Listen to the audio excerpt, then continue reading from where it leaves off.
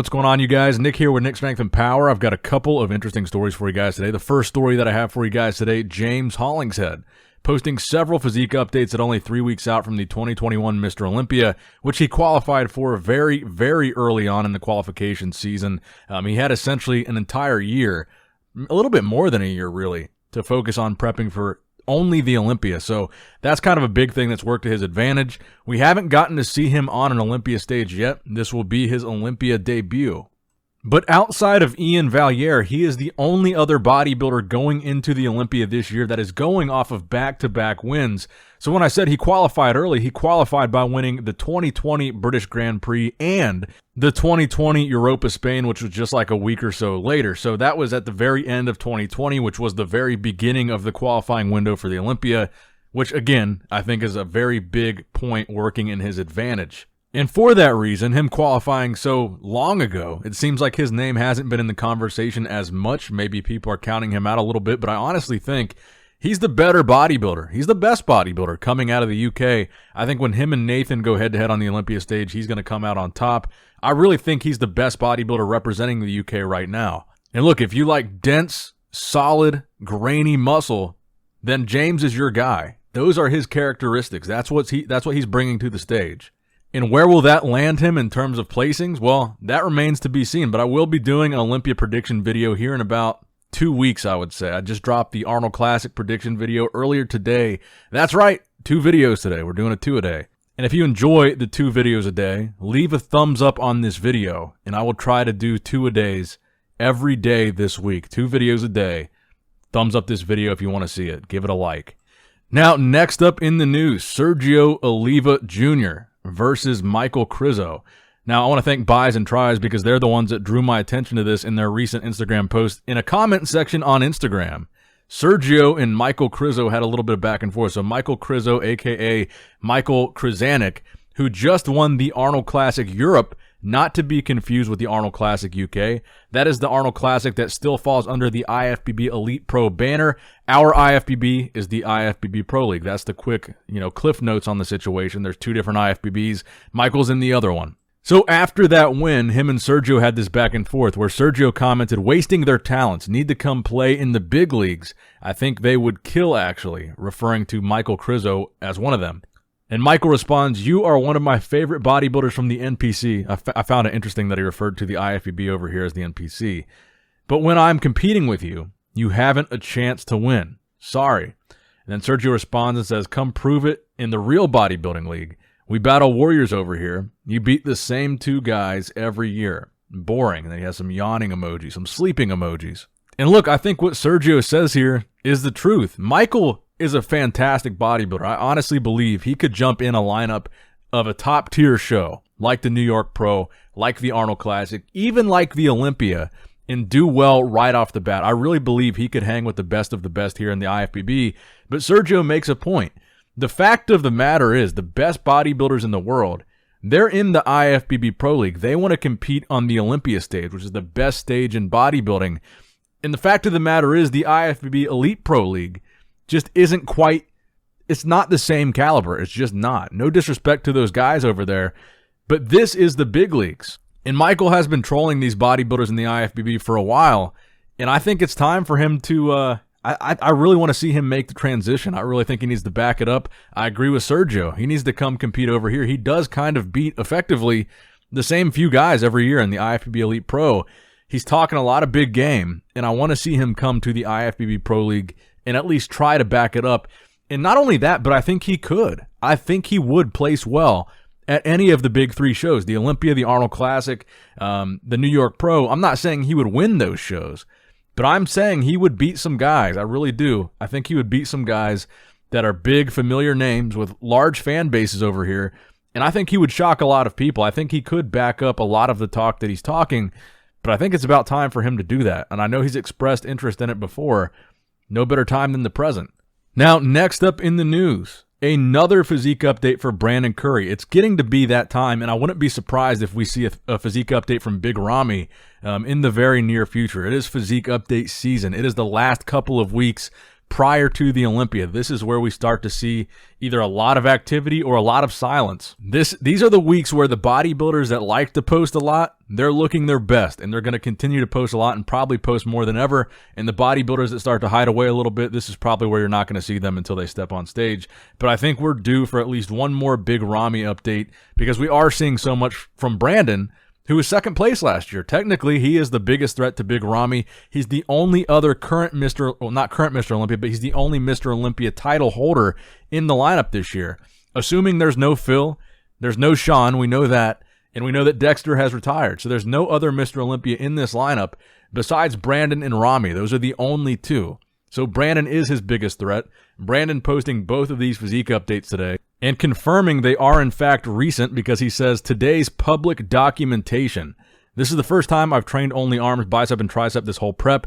Even longer. It actually took until the end of the workout to get a good pump, thanks to a little intra advantage. I didn't deplete too much, and it eventually happened. So Brandon has been looking incredible in the updates that he's posted. The real big thing that jumps out to me is how crazy round and crazy full he is, particularly his delts. His delts look crazy. His delts look like, I mean, no pun intended, but the Olympia is going to be in October. It's right around Halloween season. His delts look like pumpkins, man. I got to say it. They look insane. He looks full, he looks round, and he looks dialed in. I think Brandon is going to be dangerous this year.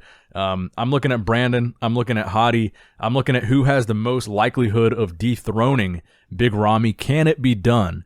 And I think it's either going to be Brandon or Hottie this year. That is to say, if he can be defeated, if Rami can be defeated, I think it will be Brandon or it will be Hottie. It'll be one of those two. Now, next up in the news, Chris Bumstead blessing us with another CBum physique update on his Instagram. And you guys, I think you guys can pretty much read my mind at this point, because so many people tagged me in this, sent it to me, DM me about this. You guys already know what I'm going to say. The first comment that's going to come out of my mouth is going to be about the lighting. And what do you think I'm going to say about the lighting? Goonlight, bro. It's Goonlight. And as we get closer and closer to the big dance, it makes me want to sing more and more karaoke. Dancing in the Goonlight, everybody feeling warm and bright. It's such a fine and natural light. Everybody's dancing in the Goonlight. Oh, God, that felt good to get that off my chest. But look, man, I've already said it. My prediction is that Chris is going to win this year. I think he's going to three-peat this year. That's my first place prediction. I haven't really been too secretive about this. I would bet $10,000 that Chris Bumstead is going to win the Classic Physique Olympia again this year. But I will still be doing a full prediction video on Classic Physique at the Olympia and Classic Physique on the Arnold Classic. That prediction video, I think I'm going to just go ahead and do that tomorrow and do another 2-a-day tomorrow with the Classic video. But if you guys want to see the predictions for the Arnold, that video is up on the channel now. The prediction video for Classic at the Arnold will be up tomorrow. But yeah, my overall thoughts on the recent physique update from Chris, you guys already know. Everything that I've seen from Chris so far suggests to me that Chris is healthy, he's dialed in, and he's ready for this year's Olympia. He is ready to defend his title. It looks like there have been no hiccups for him in terms of health issues with this prep. And I think we're going to see Chris absolutely dominate the Classic Physique Olympia again this year. Will we see some new guys in that top call-out, in that top 3, in that mix for possibly 2, 3, and 4, those placings? I think so. I think you're going to have a new crop of guys challenging Chris this year, but I still think that Chris is going to defend and retain that title. But I am expecting there to be some of these new guys that give Chris a run for his money. Now, next up in the news, Roelly Winklaar out of the Arnold Classic. I talked about this in my prediction video earlier today. His name was removed from the Arnold Classic website as a competitor. So I took him out of my prediction video. I haven't seen anybody else report about this, but I was able to get confirmation from a pretty reliable source that Roelly is out of the Arnold Classic, which makes sense because he was originally on the list on their website, and so was Lionel, and so was Cedric, and the other 2 guys that they took off their website were Lionel and Cedric. 2 guys who both officially publicly announced that they were out. So why would they take out Roelly as well unless he was out as well? And I did get confirmation that Roelly is out of the Arnold Classic at this point. It looks like the Olympia is going to be his sole focus. And maybe that second place placing at the Europa Spain, maybe that had something to do with it. But it does look like Roelly is full steam ahead into the Olympia lineup. Now, next up in the news, maybe you guys can help enlighten me on this story a little bit, but the story is corruption in Strongman. Now, this was a status posted, well, it was a caption posted on Instagram by Mark Boyd, who is essentially the head honcho over at World's Ultimate Strongman, WUS. So he posted this status, and here's what he had to say. He says, I've been shown and received and hold proof of corruption for several weeks, and to say that it has pained me every day would be an understatement. This is at no fault or blame of the athletes involved, but for an athlete to be coerced for the sake of potential success of a promoter is the lowest of the low and, in my humble opinion, unacceptable. Railroading athletes to compete at specific shows and then be given bribes, favorable group pickings, and favorable events at one of the top competitions delegitimizes titles completely. It's entirely unfair to other athletes, and it's clear that it's not the first time this has happened. That being said, it's about time that athlete sponsors and legit promoters stood up. If none of this is resolved in a manner that it should be, I will lay the evidence on the table and take the steps back that I need to, investing time, money, and energy into a sport that I adore to watch. Poison see through it at the expense of illegitimate titles and making a quick buck doesn't sit well with my integrity. And then he goes on to tag just about every top strongman there is right now. Now, me, I follow strongman, but I don't follow it as closely as I know a lot of you guys do. I don't know specifically what he's referring to, if he's referring to Giants Live. I know that his post came just after there was a Giants Live event this weekend where, by the way, Iron Bibby just set a new log lift world record of 229 kilos, which is about 504 pounds. So I don't know if that particular competition this weekend inspired that post from Mark Boyd. But I can only assume and I can only speculate that there being a massive strongman competition this weekend and that post also coming out this weekend.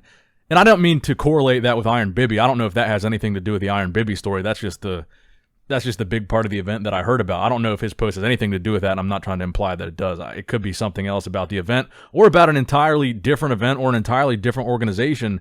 But I guess I'll pose the question to you guys. What do you think he's referring to here? Which organization, which competitors, which promoters, what specific, what event is he talking about here? I know a lot of you guys watching are strongman fans, and you guys always ask me to cover more strongmen. So I thought this would be an interesting one to include in the video and let you guys discuss, because really I'm not too informed about this particular controversy, and I'm kind of curious about what it all means. So let me know in the comment section down below. And the final story that I have for you guys today, a physique update from Lord Jones. At just 1 week out from the Arnold Classic, 3 weeks out from the Olympia, he will be competing in the Classic physique category at the Arnold this year, and I believe he's going to crack the top 3 at this year's Olympia. He was 5th place there last year. I think he's made significant improvements between now and then, and based on this physique update, we know he looks incredible from the front. I think he looks incredible from the side. And it looks like his back is pretty complete as well. Now, I know a lot of you guys have been criticizing his calves. I've seen that comment 1,000 times. And I agree.